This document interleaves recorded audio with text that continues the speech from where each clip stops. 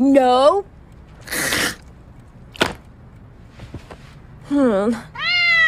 What's going on, streamers? Isa na namang pelikula ang ating hahanapan ng iba't ibang natatagong detalye at references.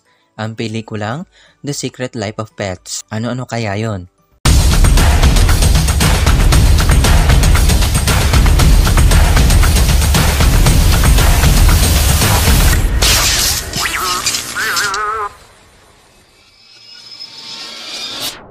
Before we begin, you can comment down below to join in my custom shoutout. Alam naman natin na isa sa mga pelikula ng Illumination ay laman ang mga minions. At alam niyo ba na ang ilan sa mga pelikula nila ay may natatagong minions? Sa pelikulang ito, kung titignan niyo maiga ang isang ref, may kita natin ang isang minion sticker. At sa parting huli ng pelikulang ito, may kita natin na suot ni Mel ang isang minion costume. Habang hinahanap ni Norman ang daan papunta sa kanyang amo, may kita natin ang hindi lang isa, kundi 2 minions figurines. At kung mapapansin nyo ang galaw na ginawa nila Duke at Mac sa isang pagong halos katulad ng galaw ni Super Mario.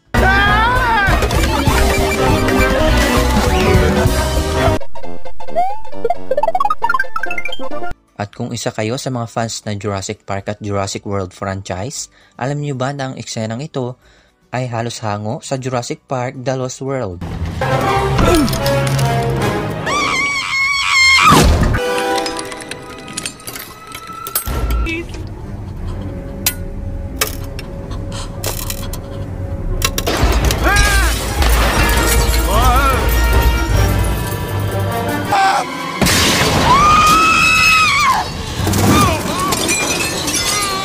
Kung maaalala nyo, nakipag-date si Gru kay Shannon sa isang kainan na ang pangalan ay Zarellas at dito sa Secret Life of Pets, makikita din natin ito.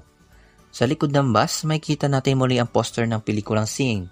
Alam nyo ba ang reporter na ito sa TV ay makikita rin natin sa pelikulang Despicable Me.